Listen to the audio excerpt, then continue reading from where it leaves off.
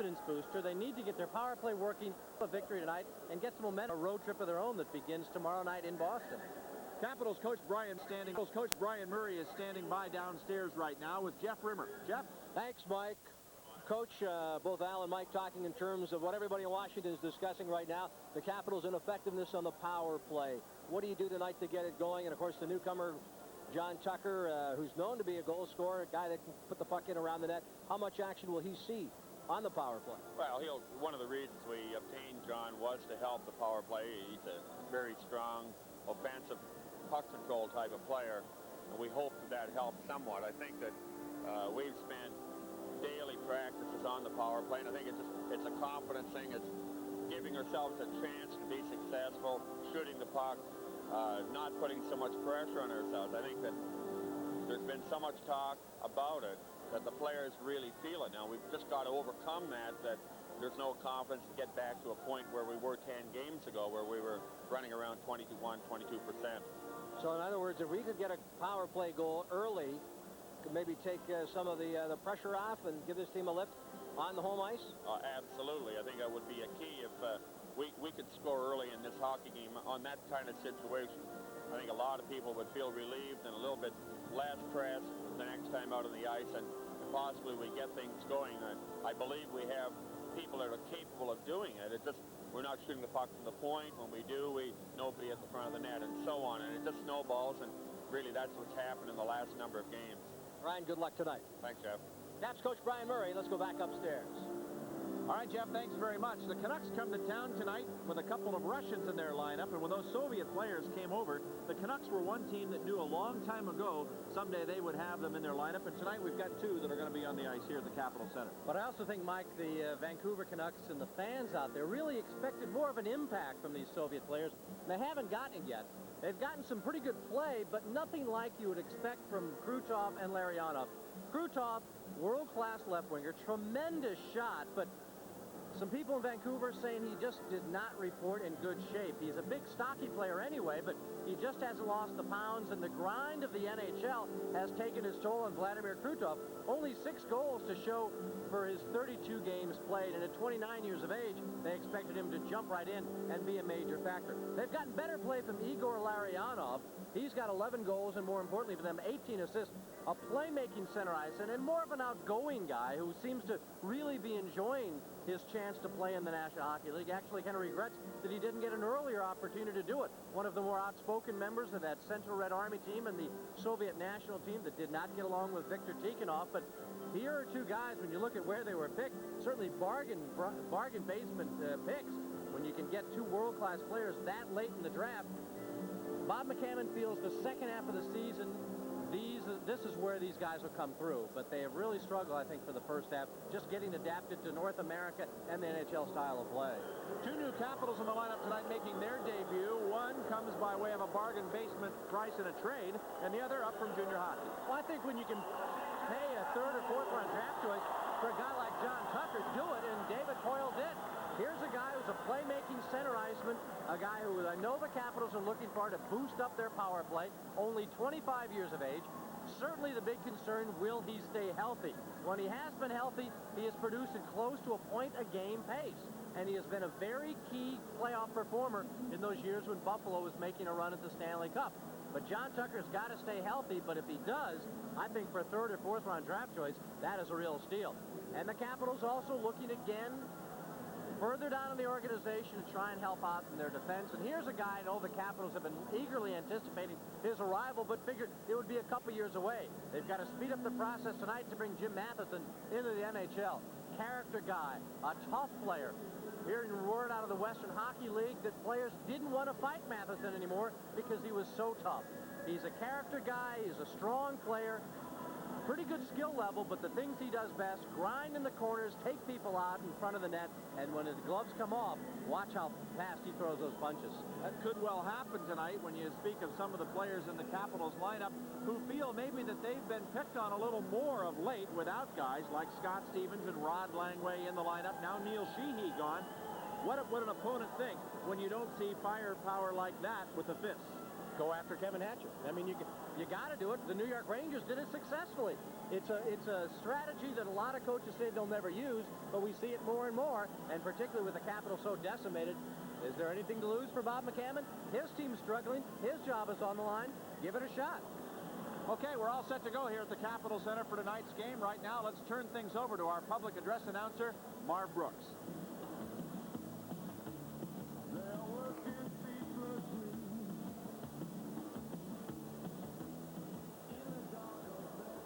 Now, ladies and gentlemen, would you all please rise and join Glenn Cunningham in singing the Canadian and American national anthems.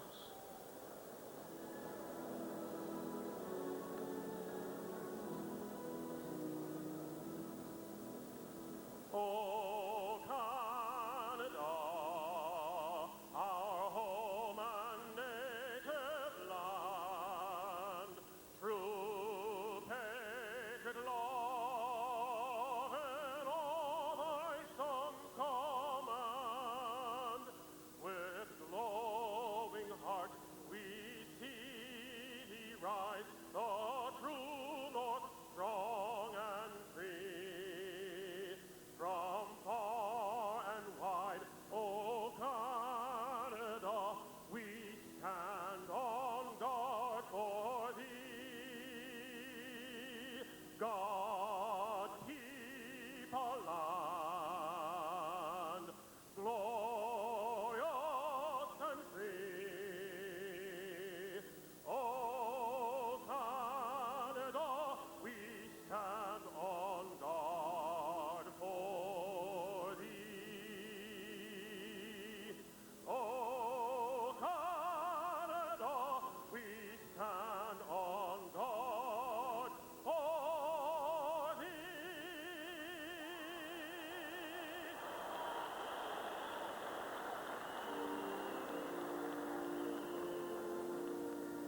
Oh, say, can you see by the dawn's early light what so proudly we hailed at the twilight's last gleaming, whose broad stripes and bright stars through the perilous fight o'er the ramparts we watched were so gallantly streaming, and the rocket's red flare, the bombs bursting in air, gave proof through the night that our flag was still there. Oh, say does that star-spangled banner yet wave o'er the land of the free and home of the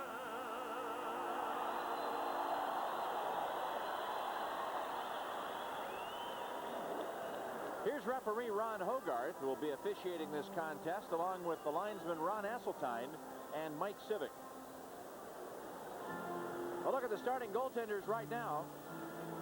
In the nets for the Canucks, Kirk McLean, 10, 15, and 6 in the season in 32 games. 105 goals against and a 3.26 average. Steve Weeks will be the backup tonight for McLean. And for Washington, it's Bob Mason, 3-3-1 on the year in 8 appearances, 24 goals against, a 3.51 average, no shutouts. Don Beaupre is the backup tonight. The Canucks take the opening draw. We're underway, and now Hunter steals at center and fires it right into the crowd. Take a look at the injuries that we were talking about. Scott Kleinendorf's back skating and is working out with Baltimore in the American Hockey League. Langway, of course, out with the knee problem. Rob Murray skating hard, getting ready to go. And some of the newer injuries in Neil Sheehy and Bob Joyce. Of course, Bruce just scratched from the lineup tonight. It's got to really hurt the Canucks, losing Greg Adams last night in the game against Pittsburgh, a fractured cheekbone. And he went back to Vancouver for surgery, which is scheduled to take place tomorrow.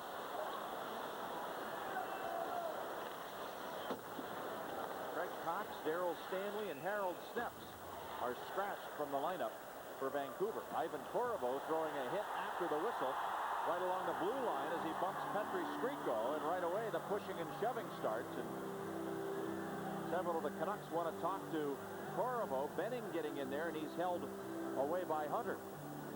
Mike, this is a group of Canucks out there that you wouldn't expect to be extremely physical. Skriko, certainly. Trevor Linden is a big guy, but doesn't play the game as a tough guy, more of a skilled player. Brian Benning.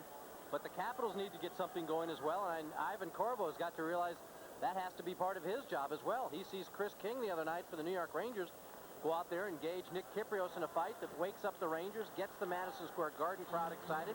Then King gets involved with Dino Ciccarelli, gets Ciccarelli off the ice for the final 10 minutes, or for 10 of the final 10 minutes and 30 seconds of the third period. So you've got to get out there. You've got to stir up the emotions, get things going.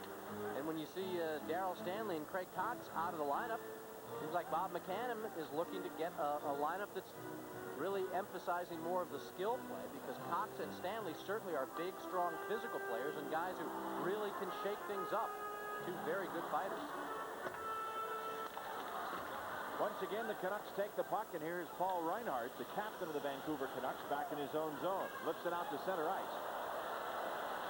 Right away, Jim Matheson tested and has Doug Smith racing in on him, ties him up, and wisely plays the man instead of the puck, which would have been a temptation there. But he made a good move, and Wickenheiser throws it all the way down the ice back into the Vancouver zone. Here's Reinhart tipping it out. Right away, we've got a 2-on-1.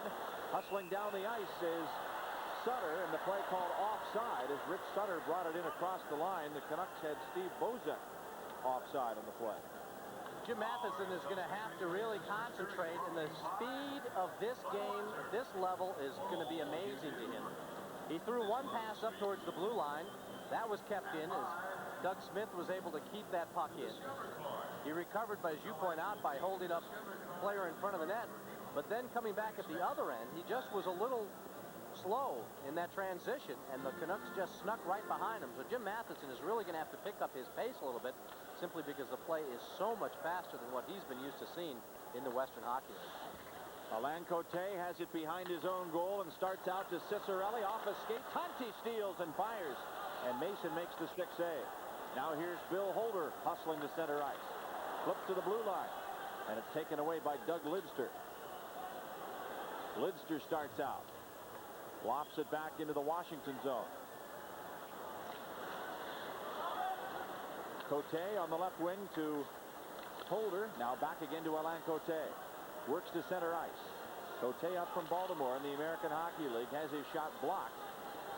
And Ciccarelli into the corner. Bumped off the puck, cleared behind the net now for Wrigley. He's checked, and it comes over to Kelly Miller. Here's Miller back to Wrigley. Chased out of there now by Larionov. And the Canucks take over. Melnick can't find any room to work, and now goes after Ciccarelli, who steals the puck. Here's Dino Ciccarelli in the corner. Spins, walks in front, fires a shot, a save, and the rebound. Not picked up by Ridley. He reached for it, but just couldn't get a handle on it. Now the puck cleared all the way back inside the Washington zone, and the Canucks and Capitals change up the line. This game just underway, no score. Cleared off the glass out to center. Benning has to backtrack to watch Steve Leach. The puck goes behind the net, cleared off the sideboards out to center. And here's Kalle Johansson to take it. Over to Kevin Hatcher. Has his pocket picked. Here comes Kucherov. In on goal, and he centers. But Pavanka did a good job in backing up there to stop young Todd Hawkins, who's just up from Milwaukee in the International League on that 2-on-1 break. Now Leach to the blue line. Johansson drops it off. It's cleared outside the line and chased to center now by Steve Leach. Here's Leach for Washington. Up ahead to John Tucker. Tucker gets across the line into the corner, tries to center, bounces it in front of the net, and it's scooped up there by Kirk McLean. And play is called with 16:56 remaining in the first period and no score. With 10 seconds to go, it's all tied up. Send in the secret weapon. Can it be? Yes, it is! The legendary Wild Willie Went! Wow, Willie Went. My brother, the greatest man to ever play the game. With Wild Willie, will they win the case of Miller Lite and go to the Super Bowl? Just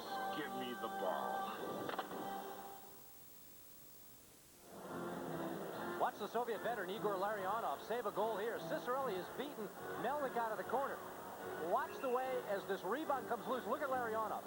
Lifts the stick of Mike Ridley in time and can get that puck away. What a nifty little play by Larionov. At the other end, Michael Bobonka coming back and helping out on a Vancouver rush. So some good defensive play done by the forwards so far on both teams. Quick shot right from the faceoff. Korovo challenging, but McLean makes the save. Now into the corner. Here's Hunter chasing, but Reinhart steers it out of there, and the Canucks come to center ice. Over on the right wing, Trevor Linden's shot blocked. Jim Matheson goes to the corner after it, jams up on the play, and hangs on to Linden. Back come the Capitals on the attack. Up to center, Hunter across the line, and looks for Courtnall, but has it taken away again by Reinhart. The puck cleared back inside the Washington zone. No score here in the first period. Bob Rouse out to Courtnall, flips to center ice. Korovo hustles to the blue line, overskates the puck, and Rouse brings it in. Bob Rouse to the corner. Tries to center under the skates of Hunter, and it's lost there and goes into the corner. Now Korovo digs after it. Back to Hunter. Tries to find Ivan Korovo again, but the Canucks steal, and back they come. Here's Petri Striko in across the blue line. Challenged by Rouse. Bill Holder into the corner. Bumped by Linden. And it's played over to Courtnall. And the puck cleared all the way down back in Vancouver ice. And as it's touched in behind the goal, Melnick grabs it and starts out. No icing.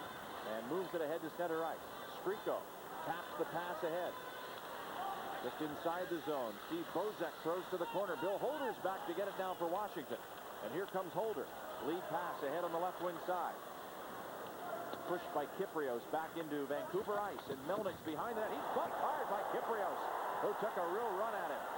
Now Holder jams up on the sideboards, and the puck led ahead to center. Here comes Rich Sutter to the blue line, and Alain Cote takes it away. Back to Nick Kyprios. Now over to Bill Holder. Sends it off the boards back into the Vancouver zone, and Benning's back after it. They're going to call this icing. And play is stopped with an even, now 14:59 remaining here in this scoreless first period. Interesting rush earlier there that saw Trevor Linden, an up-and-coming Vancouver Canucks star, jammed in the corner by Jim Matheson, and Matheson felt that that might be one guy he had something in common with. He felt he could relate to Linden because Linden played junior hockey in Medicine Hat against Matheson just a couple of years ago. Well familiar with the skills of both of those guys. And Kyprios with the big hit behind the nets. The Capitals trying to get some forechecking pressure. They've done a pretty good job so far. The Capitals really had just nothing going in terms of offensive chances created by forechecking against the New York Rangers. Here they've already had some good opportunities in the early going, but yeah, I'm sure Matheson is not exactly the guy you want to face because Trevor Linden is terrific, but at least he's somebody you recognize. He's seen some of those moves before. There's a lot to be seen. He was terrific. With all due respect to Brian Leach, I really thought from what I saw out of Trevor Linden last year, he would have been my pick for Rookie of the Year. I thought the guy coming in at 18 years of age, who did what he did for Vancouver, playing a regular shift, killing penalties, working the power play, switching between wing and center ice, I really thought he did it all last year. Certainly Brian Leach had a great season as well. I know you liked his tape. That's right. The Vancouver marketing department sent quite a bit of information out on it. Here's a tie-up in the corner. Ridley gets his stick caught and hangs on to Tanti, and down the ice comes Miller over to Cicerelli. Fires, but it's wide of the goal. Now cleared back to center, and Tanti catches up with it. He's onside. In on Johansson. A shot stopped by Bob Mason. Sandlack in the corner. Back to the point. Checked by Ridley. Thrown right in front of the net. Now it's swept out of the zone, and here comes Cicerelli to center. Fires from the blue line right on goal. McLean makes the save. Reinhart. Up the sideboards. Mike Ridley keeps it in. Reinhart back in the corner, checked by Kelly Miller. Ridley hangs on. Tanti in there trying to move it out. Sandlack gives Ridley a push from behind. Now goes at him from the front. And the puck cleared around in behind the goal. Rouse in the corner. Puts it behind the net. Here's Ridley to dig it out. Mike Ridley throws it back in the corner for Dino Cicerelli. Tries to flip it in front for Rouse. He chases to the point and throws it in behind the net for Povanka. Back to Cicerelli behind the goal. Can't get it centered. Garth Butcher plays it up the boards to the point. Backhand shot knocked down. The Canucks start out on the attack. No score. 13 minutes to play here in the first period. Pivonka has the puck caught in his glove, and by the time he fishes it out, the whistle is blown and play is called. Still no score between the Capitals and the Canucks. The Subaru Legacy L and the Toyota Camry DLX. Which one is the bigger value? Well, the Subaru Legacy has a lot of standard features the competition doesn't, like more horsepower, power windows and door locks, more rear legroom, and four-wheel disc brakes. So, comparing the Subaru Legacy and the Camry, it's obvious. The Camry's not even in the picture. The new Subaru Legacy from about $12,500. Tony Tenney had gotten taken out of the play. Before he could get himself back up on the Capital rush, the puck had come back to him. He gets a bit of a breakaway. Johansson has to force him wide a little bit, and Bob Mason comes up with a nice save, and that rebound skittering away out of traffic. 4 shots for the Canucks on goal, 3 shots for the Capitals. Still no score with 12:50 left to go in this first period. Cote keeps the puck inside the Vancouver zone, and here's Melnick to start out. Leads it over to Doug Lidster. Dumps it back inside the Washington zone, and John Tucker's back in the corner. Leaves it, and it's quickly steered to the side of the net. Now it's sent all the way down the ice, and by a Vancouver Canuck. Todd Hawkins tried to make a centering play, and it went out of the zone all the way back into his own end. Here's Tucker to steal after Michael Pivonka throws a hit, knocking Melnick down. Hawkins goes to the corner.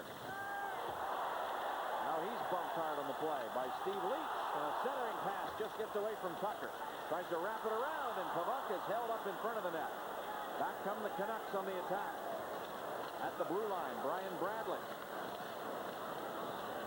Checked on the play, back out to center. Ronnie Stern feeds it over to Bradley. He's open and can't find the puck to get a shot underway. Corvo starts back for Washington. Leads it ahead to Courtnall. Corvo and Courtnall collide, and now the puck cleared all the way down the ice into the Washington zone. And it'll be icing here against Vancouver. And really, they should have made more out of that play than they did, rather than just icing the puck after 2 Capitals ran into one another at the Vancouver blue line. Well, Mike, I'm sure that's the word that Brian Murray will give to those guys when they come over.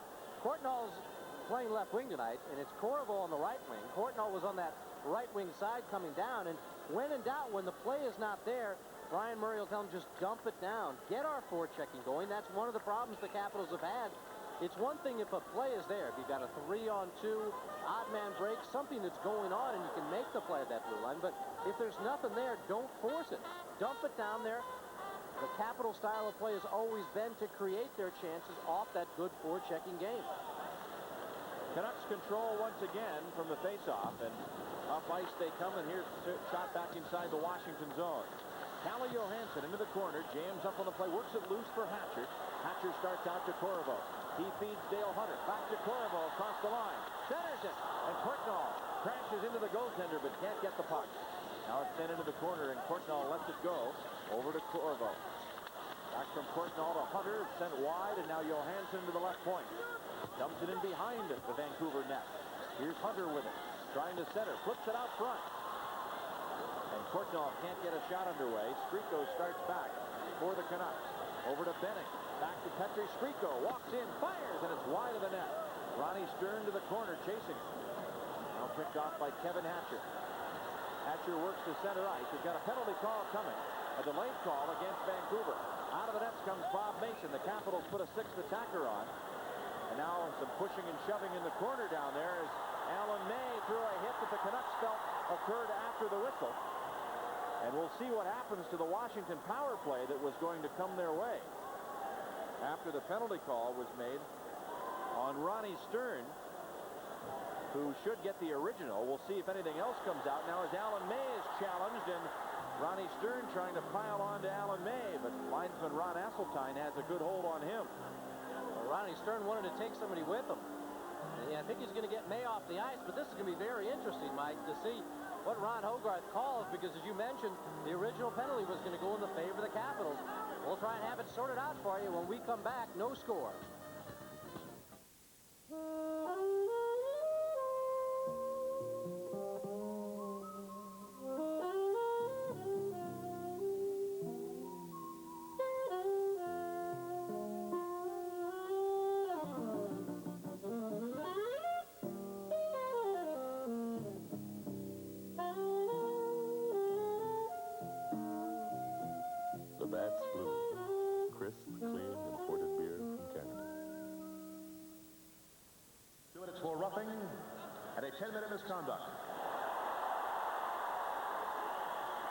Washington penalty number 16, Alan May. 2 minutes for roughing. Time of the call, 9:17. Now, Ron Stern is going to get the original call for tripping.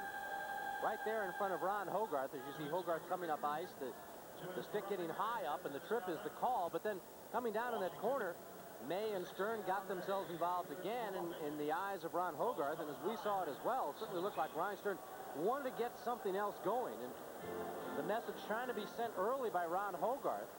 He will not take some of that extra instigating activity and try and get other players off the ice. Works against Ryan Stern to get a 2-minute minor for tripping, 2-minute minor for roughing, and the 10-minute misconduct while roughing, excuse me, is the only call against Alan May. 9:17 the time, and now we'll get an opportunity to see John Tucker in action on the power play. He's out there at center ice between Cicerelli and Ridley. Hatcher and Holder work the points. Tucker has been playing so far at even strength with Michael Pavanka moving over to the left wing side and Stephen Leach on the right. John Tucker has not played a great deal at all with Buffalo this season. With the Sabres, Tucker appeared in just 8 games and scored 1 power play goal. That's the only goal he scored this year. In fact, out of the 8 games, Tucker told me that about 4 of that represents 4 third periods. Yeah. Well, he will be playing up along the boards, try and get a man who can handle the puck involved in the power play. It's been a real crucial area for the Capitals. Here's a slap shot by Holder that's deflected wide, and now it's chased up the boards again. Holder can't hold. Well, he does manage to get a grip on his check, but it's going to cost him. He gets a hooking penalty here.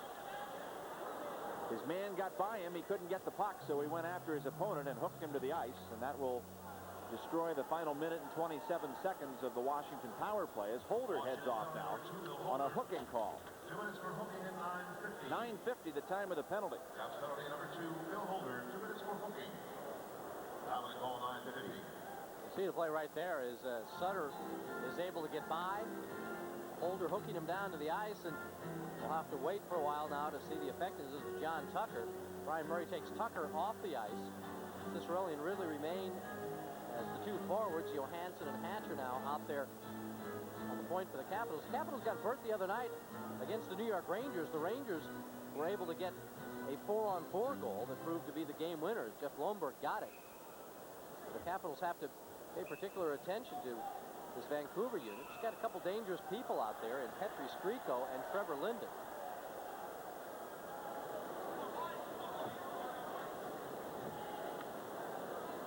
In a minute, 27 seconds. The minor penalty to Stern will expire, and Todd Hawkins will come out of the box. He's serving the call for it. Vancouver will then be presented with a brief power play. Here's Cicerelli coming in and fires, but the shot's deflected, and it winds up in the crowd. Dino picking up his 20th goal of the year the other night at Madison Square Garden. Cicerelli has been a very hot man as of late, leading the team with those 20 goals. And you look down, Kelly Miller is next in line with 14. That is the advantage that Dino Cicerelli has over every other Washington Capital.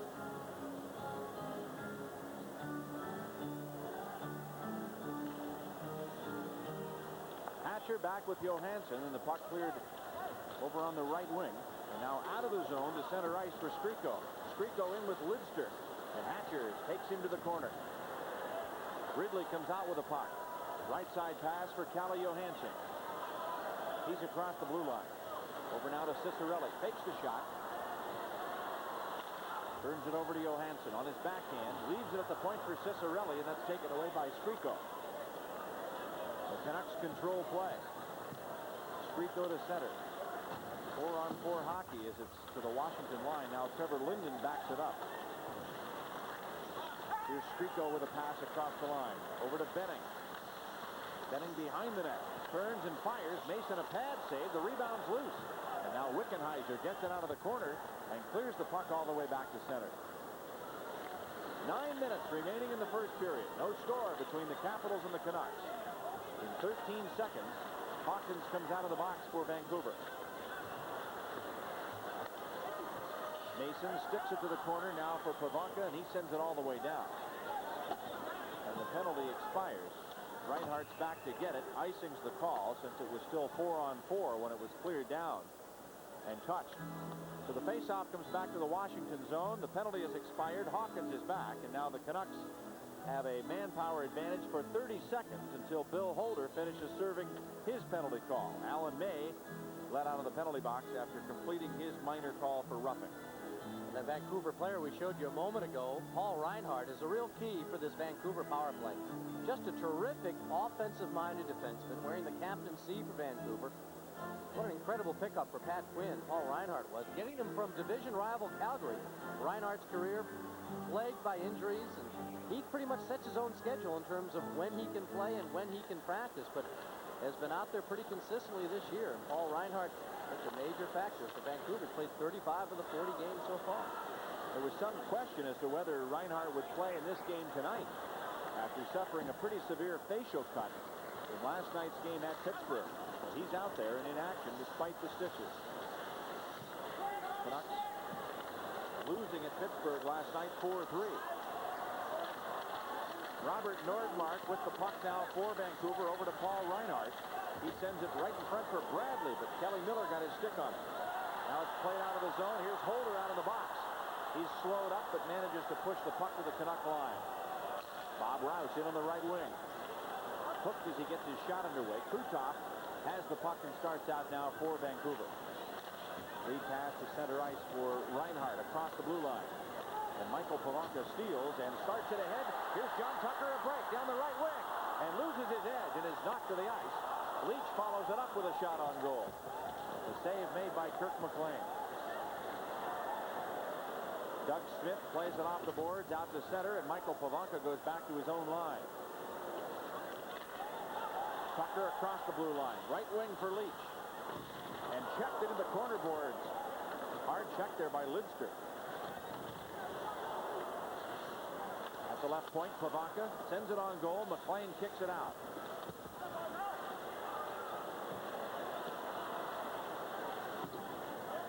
Again, the Capitals throw it back inside the Vancouver zone as they change up the line. So does the Vancouver bench send out some fresh players. And here's Lidster ahead to Bozak. Dumps it in the corner.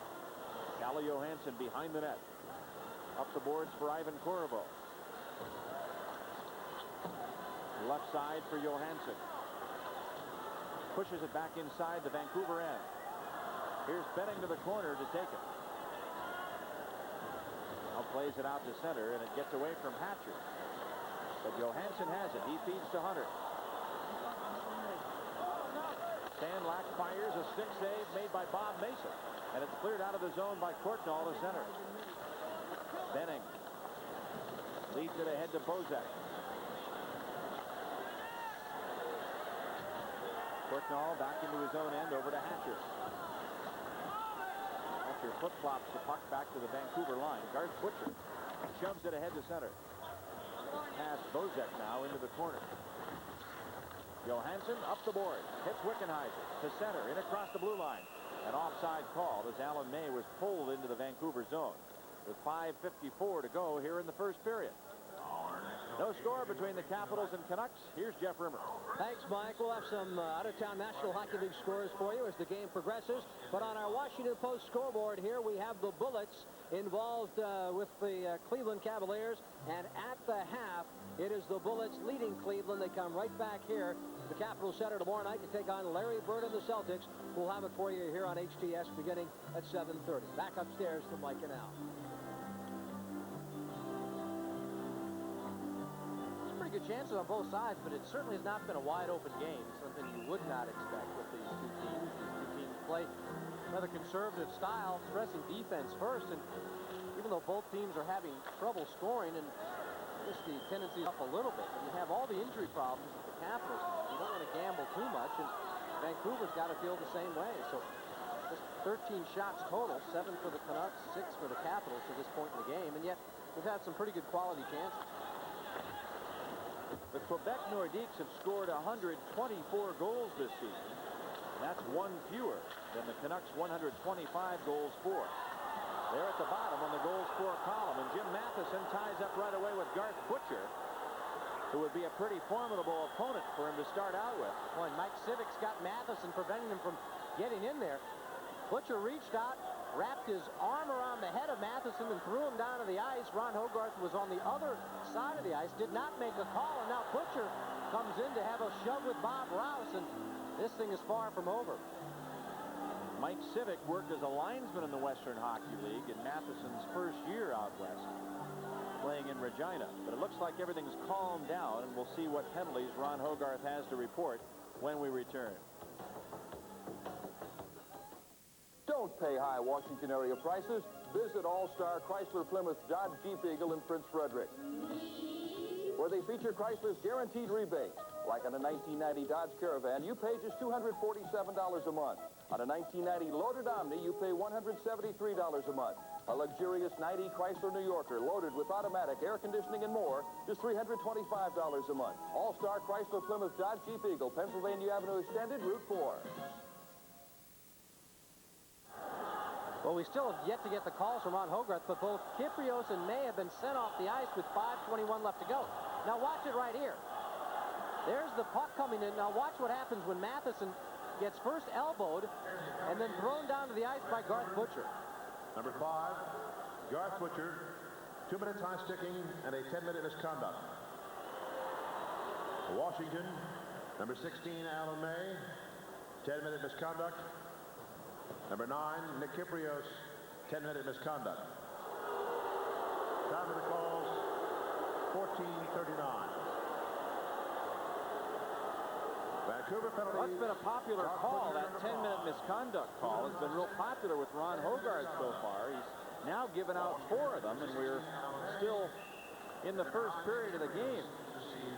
Here he hands out 10 to May, 10 to Kyprios, and Butcher gets 10, and then a 2-minute high sticking call. I have to feel that you can get the job done with a little less than that. That's sending players to the dressing room for an awful long time over a little scrap. I mean, he did it to Stern earlier, and I guess you can say it's been consistent. I mean, he said it earlier that obviously he's going to try and keep this game under control that way, but from that altercation, very surprised that there were 3 misconducts. It didn't look like it was that serious. That's burning the barn to kill a rat, too. Cicerelli throws it back inside the Vancouver zone, and the puck centered, but grabbed quickly, and the Canucks start back. Back into Washington territory. Hatcher's there to play. And he starts out.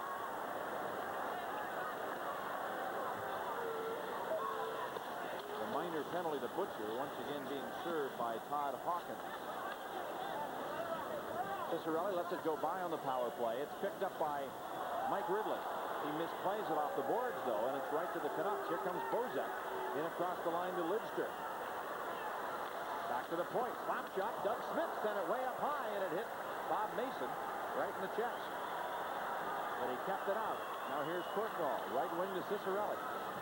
Back over to Courtnall. Courtnall winds and fires, and a stick save made by Kirk McLean. And now the Canucks penalty killers do their job as Bozak gets in there and steers it all the way down the ice. Bill Holder back to take it with 35 seconds to go in the Washington power play. Caps rated 20th in the league at 15%, scoring just 3 power play goals in their last 49 chances. They've already had the 50th chance come earlier in this game. Here's Dale Hunter. Over to Pavanka.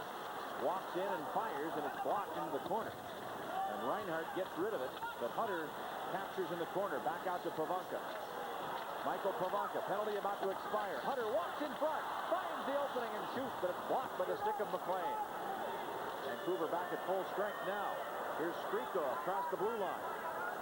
Challenged by Alain Cote. Here's a wrist shot, and it goes up over the shoulder of Bob Mason, top corner of the net. And it's now 1-0 Vancouver. An even strength goal for the Canucks. And Mike, here's again the example of where the Capitals' inability to do anything on the power play just puts all the pressure on the other end of the ice. And you can see Cote backing up a little bit and giving all the room to maneuver to Brian Bradley. Two guys driving to the front of the net, so there was traffic there. And watch the way this play works out. Very nice drop pass there by Petri Skriko. Then he drives to the net. Bradley holds it, holds it, holds it. That third man is not back to cut off the play. And the Vancouver Canucks, after killing off a penalty, get a demoralized Capital team caught up ice, and they take the 1-0 lead. The goal for Brian Bradley is his 13th of the season. Skriko and Reinhardt have the assist at 16:52. Here's a wrist shot, cleared back into the corner, and Tony Tanti goes to get it. He's held up now by Kelly Miller. Steve Leach pulls in to try and work it free. Back to the point. Routes the drive, and it goes wide of the net. Now picked up by Sandlak. Starts to center. Back to Tanti. Tony Tanti into the Washington zone, and Kelly Miller takes it away at the blue line and clears it ahead to center ice for Wickenheiser. Here's Wickenheiser's wrist shot, caught by McLean.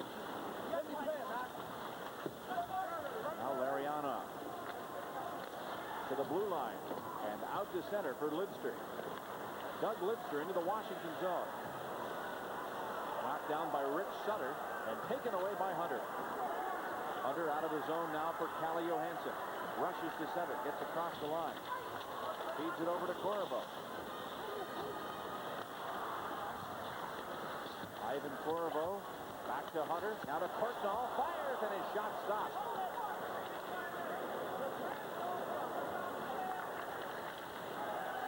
Doug Smith taken away by Johansson. Capitals start back in gear. Calle Johansson, long lead pass, too far off Courtnall's stick, and it goes back into the Vancouver zone. A minute and a half remaining in the first period. Canucks leading 1-0 on goal number 13 of the season for Brian Bradley. Here's Mike Ridley shooting the puck back inside the Vancouver zone. Cicerelli tries to get it out, but it's sent to center, and Holder has to go back after it. Bill Holder, nice pass, left wing over to Kelly Miller. Miller into the corner. We're in the final minute of play in the period. Passes it out front, but it's grabbed, and here come the Canucks now on the attack. 3-on-2 at the blue line. Holder with a steal and flips it into the Washington bench out of play. That's the sort of thing Bill Holder has been doing consistently for the Capitals. He's standing up well and stepping in to pick off these passes. Getting the play started then once he does. One benefit to come out of all these injuries is the chance to get a guy like Bill Holder plenty of ice time and confidence to go with it. Give Kevin Hatcher and Bob Rouse a ton of ice time. And when Rod Langway and Scott Stevens do return to the lineup, you've got a whole group of people who are going to be, in the case of Stevens and Langway, fresh, and other guys who are now, because of their increased ice time, feeling good about their game and about their roles as a member of the Capital defensive corps.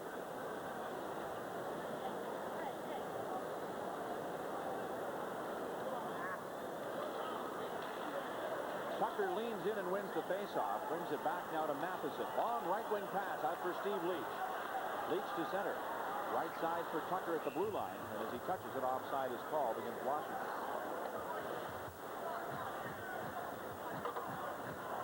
Certainly was hanging in limbo quite a while. I don't think you went for the last month without hearing everybody talking about John Tucker's availability, Ray Shepard's availability, and we talked to John in our pregame show. He said, you know, it was just a difficult situation. Constantly be hearing he's ready to be moved to team after team and nothing come about and just sit and watch the game. He had surgery on a disc in his back, and that's usually pretty serious stuff. But he says he's not feeling any pain and everything is all right. The Capitals certainly hope that will continue with good health. So the knock by many other teams on John Tucker was that his back will not hold out for him. Here he comes. Brings the puck to center ice. Gets across the blue line. Drops it off for Cicerelli with a slap shot just wide of the goal. Back to the point. Kept in. Time running out in the period. At the side of the goal, Rouse. Time for one more chance, but he can't get it centered. And there's the end of period one here at the Capitol Center. Shots on goal. Washington with 11. And the Vancouver Canucks with 9. And the only scoring in the period, Brian Bradley, his 13th goal of the season to give the Canucks a 1-0 lead after one period of play. More hockey coverage comes your way right after these messages here on the Home Team Sports Television Network.